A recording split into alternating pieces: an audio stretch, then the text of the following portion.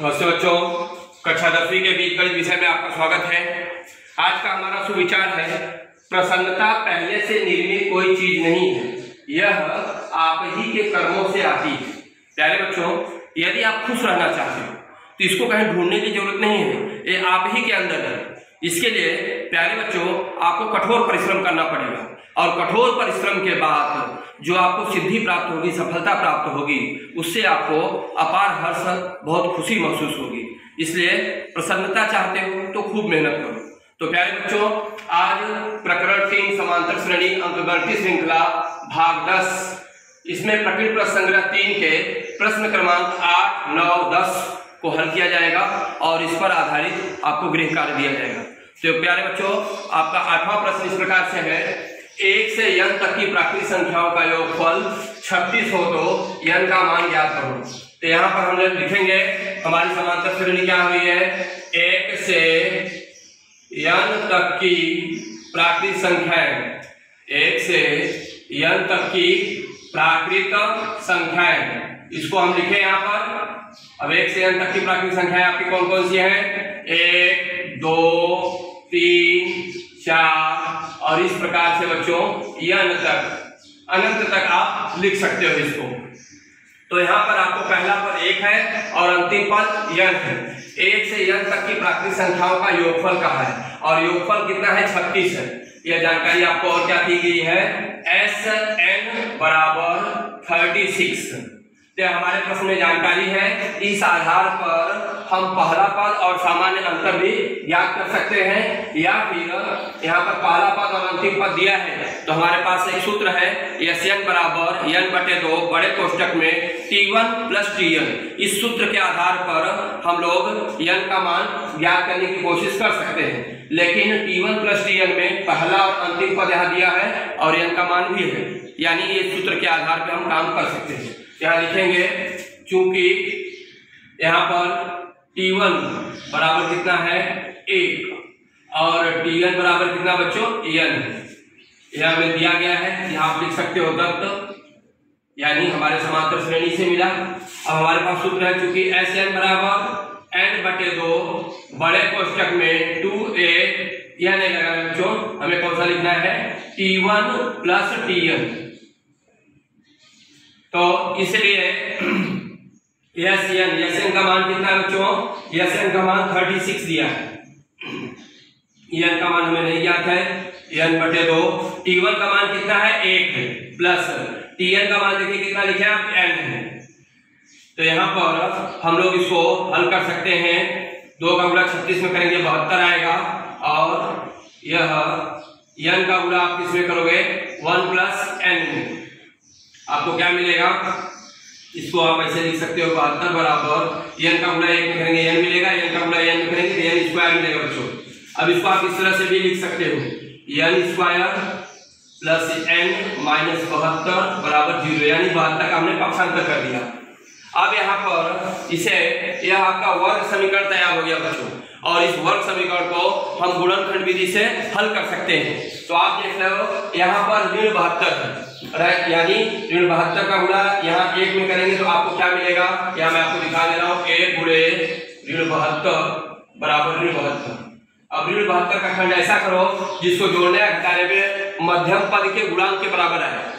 तो मध्यम पद का गुणांक कितना है, यहाँ पर 1 है, यानी 8 9 72, 8 9 72। अब मध्यम पद का चिन्ह क्या है, प्लस। तीन दोनों में जो बड़ी संख्या है उसका चिन्ह प्लस और जो छोटी संख्या है उसका माइनस। तो यहाँ पर आपको मिला +1।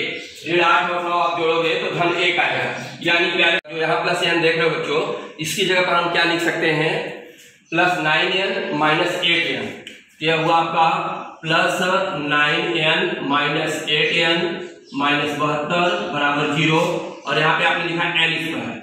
अभी आपने 2 की जोड़ी बनाई बच्चों, तो आपने n को कॉमन लिया तो आपका n + 9, और यहाँ पे ऋण 8 आपने कॉमन लिया तो ऋण 8 से n में भाग देंगे, n मिलेगा, ऋण 8 से ऋण 72 भाग देंगे, धन लव आएगा आपको बराबर 0। अब n + 9 दोनों जगह आप देख रहे हो, यहाँ भी है, कॉमन लिया आपने, दूसरे कोष्टक क्या बचा, n - 8 बराबर 0। अब क्या लिख सकते हो बच्चों आप, n + 9 बराबर 0, या n माइनस 8 बराबर 0। n बराबर क्या हुआ -9 और यहाँ पर n बराबर आपका क्या हो जाएगा 8 + 8। चूंकि प्राकृत संख्याएं ऋणात्मक नहीं होती है, यहाँ लिखेंगे आप प्राकृत संख्याएं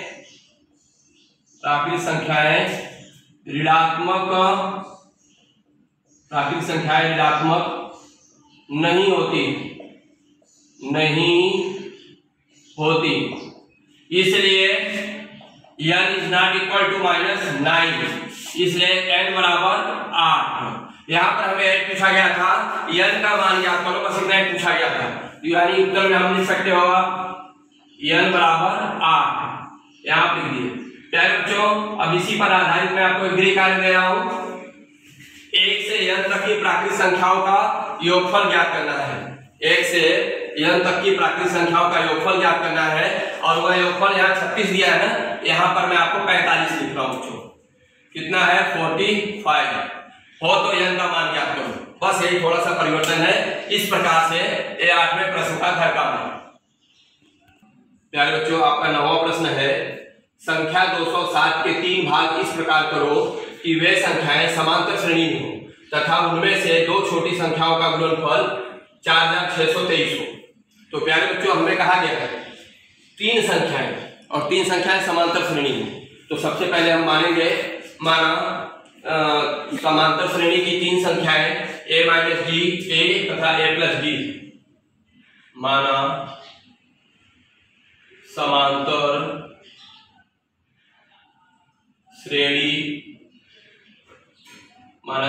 श्रेणी की 3 संख्याएं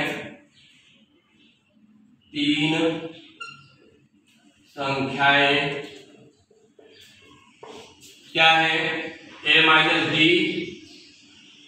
फिर a और a + d। ऐसा आपने बच्चों 3 संख्याएं मानी।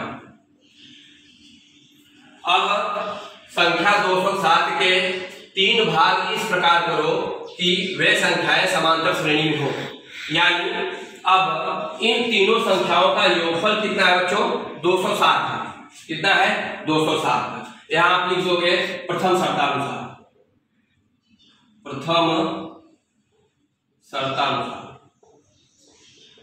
प्रथम शर्त में 3 भाग करना है और तीनों भाग मिला के कितना हो जाएंगे 207 हो जाएंगे।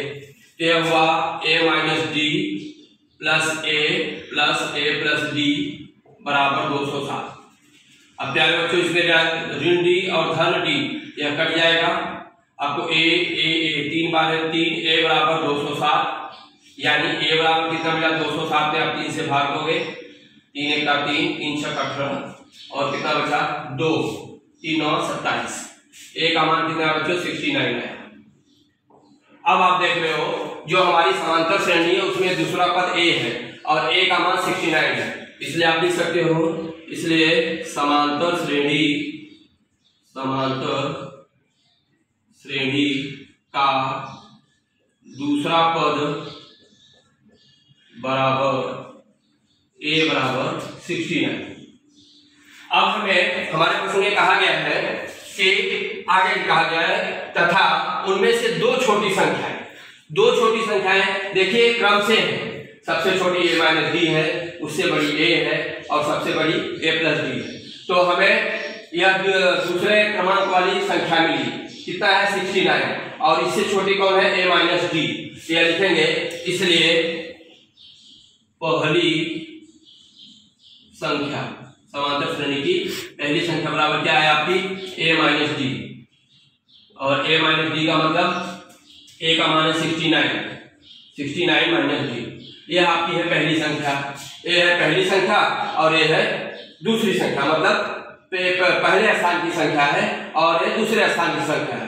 तो यहाँ पर 69 - d और 69, उसके लिए क्या कहा है उनमें से 2 छोटी संख्याओं का गुणनफल। तो ये दोनों छोटी संख्याएं हुई भाई, तीनों में सबसे छोटी 2 संख्याएं, तो a और a - d होगी। a का मान है 69 और a - d का मान हो गया 69 - d, इसलिए हम लोग लिखेंगे द्वितीय शर्तानुसार। द्वितीय शर्त हमें कहा गया है कि उनमें से दो छोटी संख्याओं का गुणनफल कितना है 4623। तो यहाँ पर लिखेंगे 69 माइनस डी गुणे 69 बराबर कितना है 4623। आगे इसको हम हल कर सकते हैं। आप देख रहे हैं यहाँ बाएं पक्ष में 69 से गुणा है, यही अगर दाहिने पक्ष में जाएगा क्या हो जाएगा बच्चों, भाग हो जाएगा। तो आप लिख सकते हो इसलिए 69 माइनस डी बराबर 4623/69।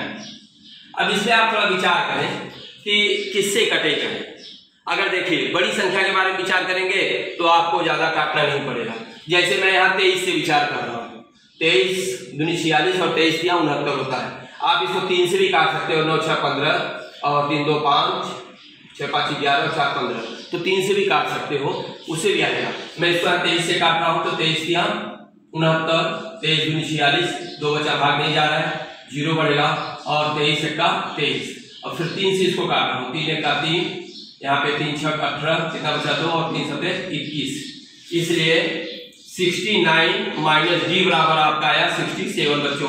अब हमें डी का मान चाहिए तो माइनस डी बराबर 67 माइनस 69, यानी माइनस डी बराबर 67 में से 69 आप घटाओगे तो -2 आएगा। इसलिए डी बराबर आपका होगा 2। अब हमें डी का मान मिला बच्चों, अब हमें एक को डी बराबर 2 मिला है। अब इस प्रकार से हम लोग समांतर श्रेणी का पहला पद, दूसरा पद और तीसरा पद लिखेंगे। इसलिए समांतर श्रेणी का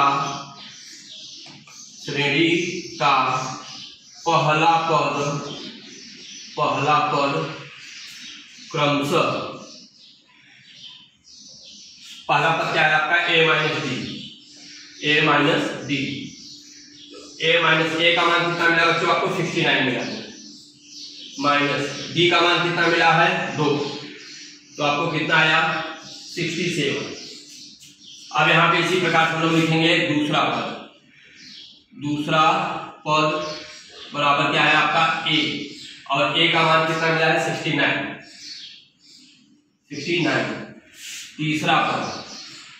तीसरा पद बराबर आपका है क्या है, यहाँ पर देखिए a प्लस डी और a का मान है 69 और d का मान है 2 यानी 71। तो प्यारे बच्चों आप उत्तर लिख सकते हो अपना। यहाँ पर संख्या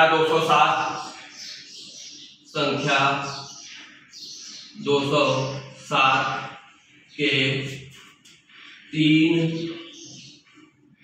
पद क्रमशः क्या है, पहला पद 67, दूसरा 69 और तीसरा 71 है। प्यारे बच्चों इन सभी पदों को आपको जोड़ेंगे तो आपको 207 मिलेगा। इसी पर आधारित मैंने यहाँ पर आपको गृह कार्य दिया है। यहाँ पर संख्या पहले आपका 207 था तो मैंने यहाँ 270 लिखा है। 270 के 3 भाग इस प्रकार पर होगी, वे संख्याएं समांतर श्रेणी में हो तथा उनमें से दो छोटी संख्याओं का गुणनफल कितना हो 7920। तो ये आपको 9वें क्वेश्चन का बच्चों गृह कार्य। प्यारे बच्चों आपका 10वां प्रश्न है, एक समांतर श्रेणी में 37 पद है, सबसे मध्य के 3 पदों का योगफल 225 है और अंतिम 3 पदों का योगफल 429 हो तो समांतर श्रेणी हमें लिखना है। तो प्यारे बच्चों यहाँ पर क्या कहा गया है कि एक समांतर श्रेणी है और उसमें कुल 37 पद है। इसके साथ साथ इसके मध्य के जो 3 पद हैं, मतलब समांतर श्रेणी जो होगी इसमें जितने 37 पद हैं उसके मध्य के 3 पदों का योगफल दिया है 225 और अंत के 3 पदों का योगफल दिया है 429। तो इस आधार पे हमें वह समांतर श्रेणी लिखनी है। बहुत ही आसान प्रश्न है, आप ध्यान से देखो। सबसे पहले प्रश्न जो संक्षिप्त विवरण लिखा है उसे मैं यहाँ लिख रहा हूँ। 10वां प्रश्न आपका यहाँ है, समांतर श्रेणी में 37 पद है। समांतर श्रेणी में कुल 37 पद हैं। समांतर श्रेणी में कुल 37 पद हैं, हमने लिखा है यहाँ पर। इसके बाद क्या दिया है, सबसे मध्य के 3 पदों का योगफल 225 है। सबसे मध्य के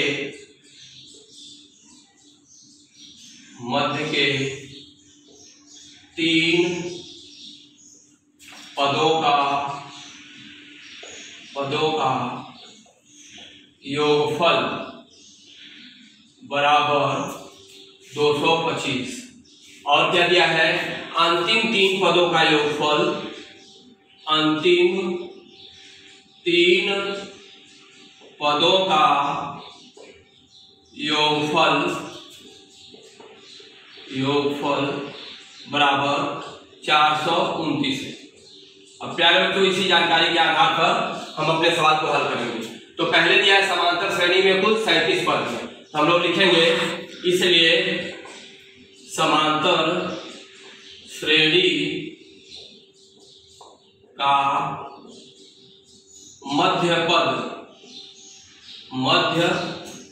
बराबर n+1/2 होता है। यह का मतलब समांतर श्रेणी में कितने पद हैं।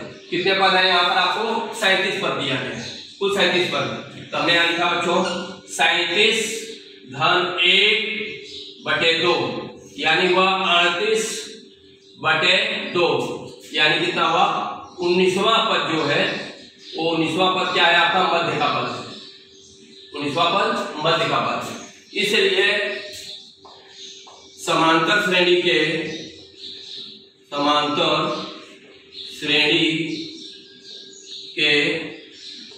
मध्य के 3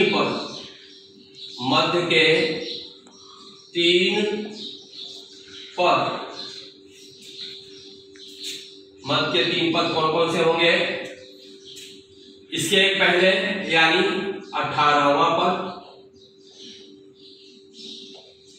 19वां पद तो है ही है, और उसके बाद का जो पद होगा 20वां पद, यह मध्य के इसके 3 पद है। अब यहां पर कहा गया है, यहां पर एक चीज और लिख सकते हो कि समांतर श्रेणी के अंतिम 3 पद, तो तथा समांतर श्रेणी के अंतिम 3 पद कौन कौन से होंगे भाई। अंतिम पद है इसका 37वां पद है, उसके पहले 36वां पद, फिर 35वां पद। यहां लिखेंगे 35वां पद, 36वां पद और 37वां पद।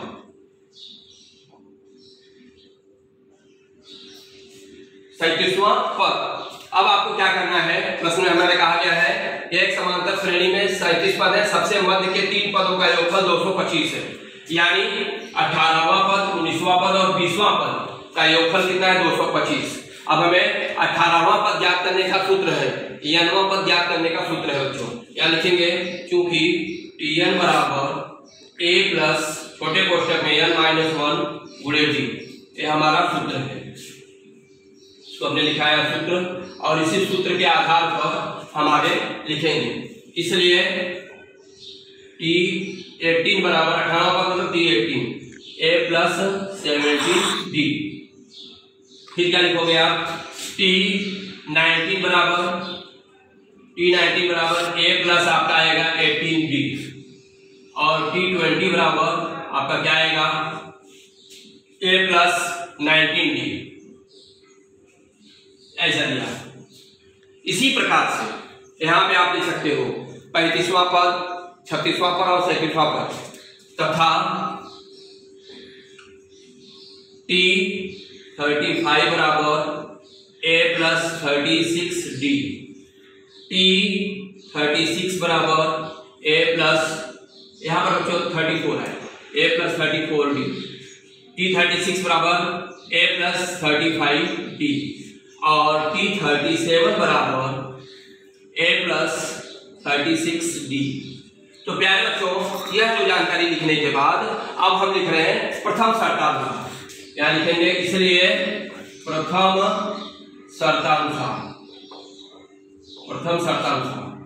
शर्त में क्या कहा गया बच्चों, कि एक समांतर श्रेणी में 37 पद है, सबसे मध्य के 3 पदों का योगफल। तो सबसे मध्य के 3 पद हमने लिखा हुआ है T18, T19, T20, इनका योगफल तो हुआ a + 17d + a + 18d, कितना है 18d + a + 19d बराबर 225 लिखे यहाँ पर। अब आप देख रहे हैं a यानी 3a + 17 में 18 जोड़े 36 और 36 में जब आप 9 जोड़ेंगे तो 36 से a + 17d 18 17 जोड़े 35 आएगा, 35 और 35 में जब आप 19 जोड़ेंगे तो 54 आएगा। तो 54d बराबर 225 बच्चों। अब आप देख रहे हो इसमें 5 4 9 ये होगा, 5 2 7 2 9, 3 से भाग दे सकते हो तो आपका हुआ a + 18d बराबर 3 7 21 और 3 बचे 15। यह समीकरण नंबर आपका 1 बना बच्चों, समीकरण नंबर 1। इसी प्रकार से आप द्वितीय शर्तानुसार लिख सकते हो बच्चों, द्वितीय शर्तानुसार आप लिख रहे हो। और द्वितीय शर्त में क्या कहा गया है कि अंतिम 3 पदों का योगफल 429 है। a + 34d a + 34d + a + 35d + a + 36d बराबर 429, 429 दिया बच्चों। यहाँ पर देख रहे हैं 429 है। ए 3 बार है बच्चों, ए और ए 3 बार है। ए हुआ आपका 3a + 34 और 35 जोड़ेंगे आप तो 35 में 70 होता है यानी 69 हुआ। और 69 में जब आप 36 जोड़ेंगे तो आपका आएगा 75, 105 आएगा बच्चों, 105d आया, 105d बराबर 429 यहाँ पर लिखिए।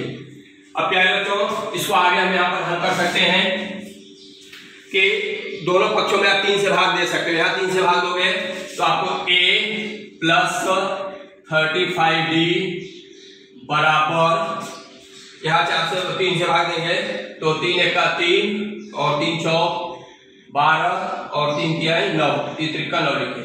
यह हुआ बच्चों आपका समीकरण नंबर क्या हुआ 2। अब समीकरण 1 और 2 के आधार पर हम लोग a और d का मान ज्ञात करेंगे। लिखेंगे समीकरण 1 ऋण समीकरण 2। समीकरण 1 में से आप समीकरण 2 घटा रहे बच्चों, तो समीकरण 1 क्या है आपका a +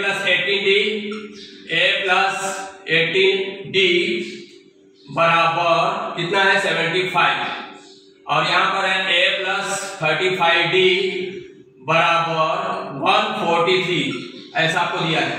इसमें घटा रहे हैं, दूसरे समीकरण के सभी पदों के चिन्ह बदल जाएंगे। आपका a में से 1 घटाया आपने कैंसिल हुआ, 18 में से 35 घटाएंगे तो कितना है आपका आएगा -17d और फिर 75 में से 143 आप घटाने वाले हैं तो कितना आएगा सोचो।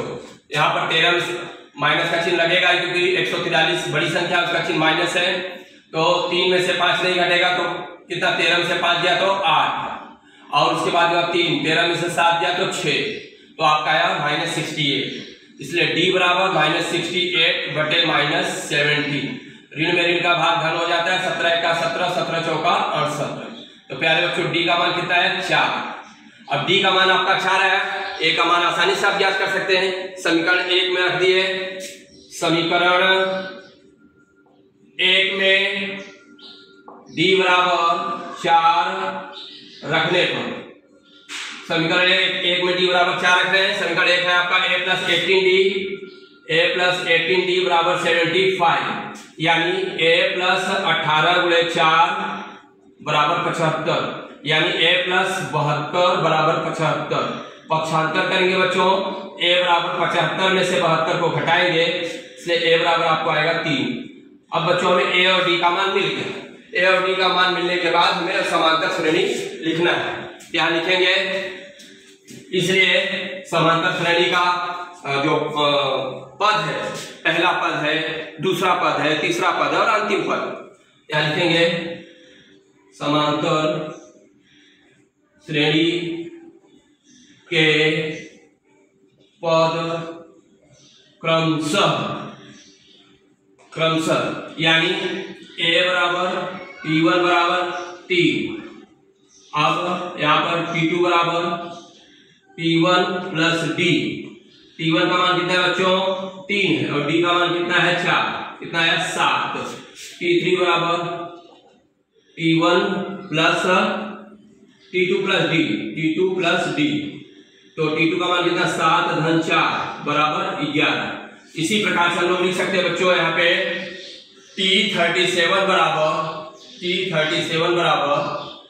A प्लस क्या लिखेंगे A प्लस 36D और ये हो जाएगा A का मान कितना है बच्चों आप देख सकते हैं 3 का है प्लस 36 पूरे D का मान कितना है 4। आप इसको हल करेंगे तो 3 36 दूनी 72 144 और इसको जोड़ने पे आपको मिलेगा 147। तो इसलिए उत्तर आप लिख दोगे समांतर श्रेणी हमारी क्या होगी, समांतर श्रेणी आपकी है उसमें पहला पद है 3, दूसरा पद आपका 7 और तीसरा पद है 11 और इस प्रकार से इसका अंतिम पद है 147। तो प्यारे बच्चों समांतर श्रेणी के पद हमने लिखा 3, 7, 11 और अंत में 147, यही हमारी समांतर श्रेणी है। अब इसी क्वेश्चन पर आधारित बच्चों आपको एक गृह कार्य दे रहा हूं कि एक समांतर श्रेणी है और उसमें कुल 21 पद, कितने पद हैं 21 पद, यहां हमने लिख दिया 21 पद।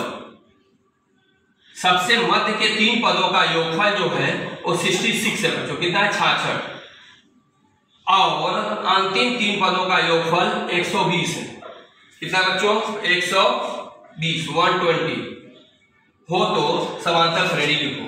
तो प्यारे बच्चों इस प्रकार से प्रकृत प्रश्न संग्रह 3 के प्रश्न क्रमांक 8, 9, 10 को मैंने हल करके आपको बताया। ये प्रश्न अन्य प्रश्नों की अपेक्षा थोड़े से कठिन है, लेकिन आप बार बार वीडियो देखेंगे, कोशिश करेंगे तो आपको समझ में आएगा। और दिए गए गृह कार्य को आपको शुक्रवार तक पूरा करके मुझे व्हाट्सएप करना है। यदि कोई समस्या है तो पूछें। अगले वीडियो में नए प्रश्न के साथ फिर से मिलते हैं, तब तक के लिए धन्यवाद।